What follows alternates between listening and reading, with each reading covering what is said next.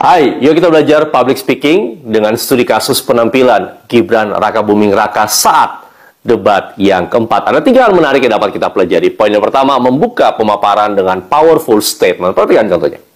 Indonesia ini negara besar. Kita harus bersyukur Indonesia memiliki sumber daya alam yang sangat kaya. Hal yang kedua, teknik menyusun isi public speaking dengan masalah dan solusi. Paparkanlah masalahnya, juga beritahu apa yang menjadi solusinya. Perhatikan contoh dari Untuk Gibran. mengurangi ketergantungan pada energi fosil, kita akan dorong transisi menuju energi hijau. Untuk mendorong kesejahteraan petani, akan kita dorong terus ketersediaan pupuk dan bibit yang mudah. Dan hal yang ketiga, adanya data penunjang dan cerita pendukung dari poin yang disampaikan. Perhatikan cara menggunakan data penunjang. Potensi energi baru terbarukan kita juga luar biasa sekali. Bisa mencakup 3.686 gigawatt. Perhatikan cara menggunakan cerita pendukung dari poin yang dikatakan. Seperti bioaftur, biodiesel, dan juga bioetanol. Yang sudah dilakukan meliputi B35 dan B40. Bagaimana penampilan Gibran dalam debat yang keempat? Ya, tulis pendapat Anda di kolom komentar. Saya kaget itu waktu ditanya soal carbon storage dan carbon capture and storage itu, Pak Mahfud itu menjawab tentang bagaimana proses pembuatan undang-undang. Itu saya agak kaget, agak mengagetkan. Ya itu kan sesuatu yang sudah menjadi pembicaraan, apalagi di level menteri itu harusnya sesuatu yang sudah tidak familiar. Mungkin bagi masyarakat tidak familiar. Tapi kan juga dikritik Gibran soal etika. Ya, tapi etika apa, orang nggak ada aturannya? Nggak ada. Iya, termasuk waktu itu loh mengajukan pertanyaan yang menjebak gitu loh dengan singkatan yang itu kan apa? Kenakalan-kenakalan kecil biasa di dalam debat. Ada trik-trik itu biasa aja. Malu lihat Gibran debat capres apa stand up komedi. Sepinter apa ya, Mbak? Penasaran saya, Mbak. Belum tentu bisa seperti Gibran loh. Ngerti semua data dan hafal dan tahu solusinya dan bisa jawab dengan lancar, dengan ngomong yang lancar, tanpa mencela-mencela sama sekali, tanpa terpenggal-penggal, tanpa terengap-engap menjawab pertanyaan dari cawapres lain. Gak boleh gitu. Aduh, mengerikan banget komennya, Mbak juga kalau baca singkatan-singkatan di cawapres harus googling dulu kan. Itu pun harus dipahamin bolak-balik baru ngerti. Ini Gibran bisa menjelaskan semua secara detail loh. Mengerikan banget dalam waktu segitu, cuma 3 menit. Emang bener ya kata orang-orang, penonton tuh jauh lebih pintar menilai daripada pemain. Terus Mbak bilang stand up comedy itu jadinya maksudnya kurang pintar atau gimana? Karena menurut aku stand up comedy itu justru orang-orang pintar loh. Mr. Bean itu bukan orang yang ininya nggak ada loh.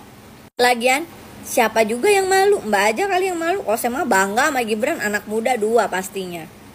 Enak banget ya Gus ya, jawabnya sambil baca catatan tadi. Nah gitu dong Gus, jangan terlalu tegang kayak waktu debat cawapres pertama kemarin. Gus Muhaimin ini lucu ya, menanyakan masalah lingkungan hidup tapi itu kok pakai botol-botol plastik itu.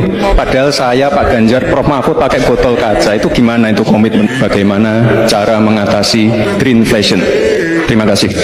Atau singkatan mohon untuk baik. Tunggu. Ini tadi tidak saya jelaskan karena kan beliau kan seorang profesor. Inflation adalah inflasi hijau. Sesimpel itu.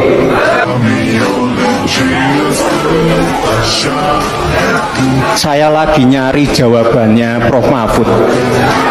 Saya nyari-nyari di mana ini jawabannya. Kok nggak ketemu jawabannya? Oke, itu tadi ya penggalan video debat cawapres malam gitu ya cuy ya. Banyak yang berkomentar, netizen, apalagi pendukung 1 dan 3 nih. Banyak yang berkomentar di situ kalau Mas Gibran itu nggak sopan, nggak punya etika gitu ya cuy ya. Ya kali Mas Gibran nggak punya etika. Emang kalian nggak inget sama video ini? Yang namanya debat, ya memang adu serang. Gitu loh, debat antar kontestan, dan itu maka diagendakan. Kalau takut debat, takut diserang, ya jangan datang, joget aja. Gitu loh. Nah, Selamat malam Ibu. Sebentar Mas. Ingin tanya kenapa antusias sekali dengan Simpang 5 Joglo dibuka dan bagaimana kinerja beliau Mas Gibran? Kita warga terutama saya sendiri ya Mas ya. Memang semangat banget. Ini karena apa ya untuk saya lihat pembangunan di Kota Solo makin maju, makin banyak pembangunan yang gagah-gagah Kota Solo setelah ini apa ya dipegang Mas Gibran gitu loh. Kinerja Mas Gibran bagaimana selama ini? Ya kinerjanya gimana ya? Pokoknya hebat lah, sip lah gitu. Oke. Membuat semua warga pada banyak yang simpati. Oke, terima kasih Ibu. Buat pejuang rupiah, ibu-ibu pejuang rupiah jangan sampai menyerah, ya ta? Sebelum Pak Dero parkir di depan rumah. Ini semua berkat Mas Gibran nomor 2. Oke? Oke. Itu berkah Mas Gibran nomor 2. Oke, yeah. I love you Mas Gibran. I love you. Jadi tadi saya baca di X, ada orang yang nge-tweet kalau banyak pendukung paslon yang standar ganda. Kalau kalian udah lihat respon masyarakat atas debat Cawapres tadi malam nih ya, banyak orang yang bilang kalau Gibran tuh nggak sopan, nggak punya attitude, nggak punya adab karena sudah merosting 2 paslon lainnya. Padahal ya, kalau diinget-inget nih ya, kalau kita flashback, 2 paslon lainnya ini kalau ngerosting Pak Prabowo tuh bahkan saya nggak sampai hati dengerinnya. Yang dinilai 11 jadi 100, dinilai 5 ya. Yang harusnya dikasih waktu buat menyampaikan visi misi tapi buat ngerosting Pak Prabowo. Belum lagi yang bilang Pak Prabowo tuh nggak punya istri, mana mau punya presiden yang nggak ada ibu negaranya. Sebegitunya. Tapi ketika Gibran membalas, mereka nggak terima. Itu namanya standar ganda. Aturan ya, sekarang nggak usah ngomongin tua muda. Kalau nggak mau di roasting, jangan ngerosting. Karena masih mending sih, menurut saya sih masih mending banget Gibran nggak ngebahas soal surat suara yang tercoblos, atau nggak ngebahas soal videotron yang diturunin tapi yang dituduh 02. Itu masih mending banget itu menurut saya ya. Karena sampai tadi malam pun ada orang yang belum selesai ngukur tanahnya Pak Prabowo. Saya mau tanya deh, banyak yang nggak suka sama Gibran ini karena dia tidak berkompeten atau karena dia anak presiden? Atau malah ada yang berpikir anak presiden seharusnya tidak mengajukan diri sebagai cawapres atau gimana? Karena saya lihat nih Gibran ini salah dari berbagai sisi. Yang bilang Prabowo Gibran ini merusak MK lah, yang prosesnya Gibran menjadi cawapres itu menyalahi hukum. Ada yang bilang tidak beretika, kepalanya kosong, tidak berkompeten, tidak berpengalaman. Karena tahu kan itu kan narasi-narasi. Tapi setelah saya cari tahu, ternyata prosesnya Gibran menjadi cawapres itu tidak melanggar hukum. Saya mendapatkan penjelasannya Bapak Ali Wongso Sinaga. Kalian cari tahu sendiri. Di situ Bapak Ali Wongso menjelaskan cara kerja MK. Ini saya catat ya, correct me if I'm wrong. Saya akan menjelaskan dengan bahasa yang paling mudah dipahami. Cara kerja MK itu bagaimana, pun termasuk juga bagaimana cara menilai prosesnya Gibran kemarin itu pantas atau tidak, benar atau tidak. Ini saya catat ya. Di sini kita belajar bareng-bareng ya, correct me if I'm wrong. Oke.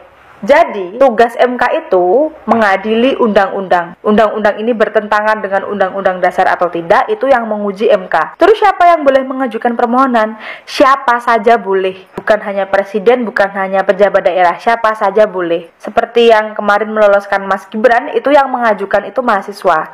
Yang undang-undangnya kan sebelumnya hanya 40 tahun kan yang boleh menjadi cawapres.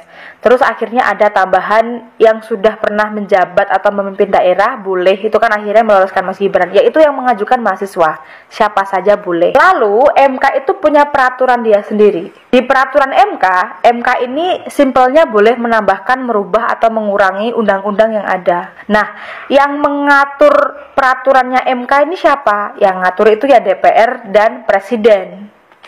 Nanti barulah MK bisa menjalankan. Bahkan di sini saya baru tahu bahwa di dalam Undang-Undang Dasar itu tidak mengatur perkara usia. Semua punya hak sepanjang dia sah. Bapak Ali Wongso Sinaga juga menjelaskan perkara pasal 28D ayat 3. Sebenarnya MK itu bisa merubah peraturan yang ada itu 40 tahun tuh bisa dirubah 35 tahun.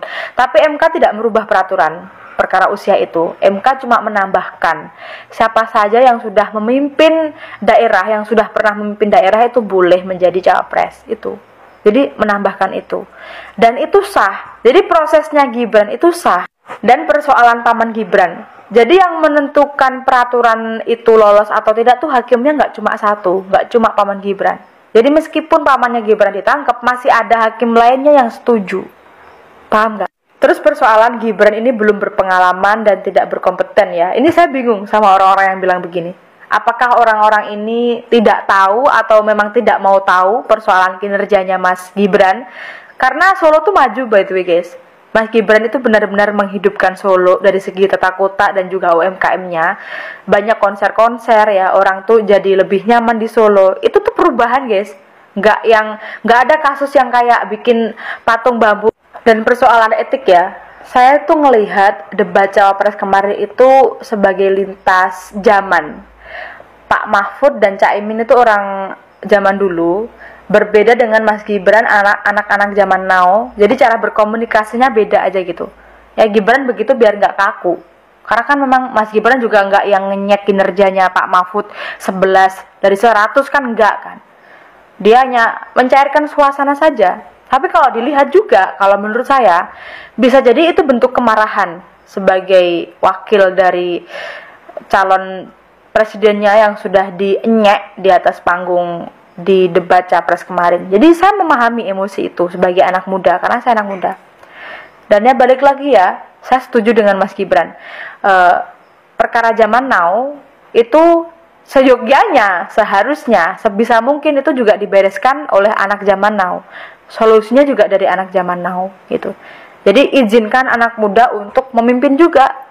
Karena ya sebenarnya bangsanya tergantung anak muda kan, bukan orang tua aja. Yo, mundur wir, saingan lu capres yang gak pernah makan uang rakyat. Mundur wir, Indonesia gak perlu presiden yang ngomong-ngomong aja, tapi kerja nyata. Mundur wir, saingan lo idola anak muda. Banyak hasil kerjanya bukan nyusun kata. Prabowo Gibran tetap. Mundur wir, saingan lu diejek terus tapi surveinya naik terus. All in Prabowo Gibran, sekali putaran. Oke gas. Nomor 2 torang gas. Mundur wir, anak muda tidak suka politik yang diadu domba. Anak muda suka politik yang riang gembira.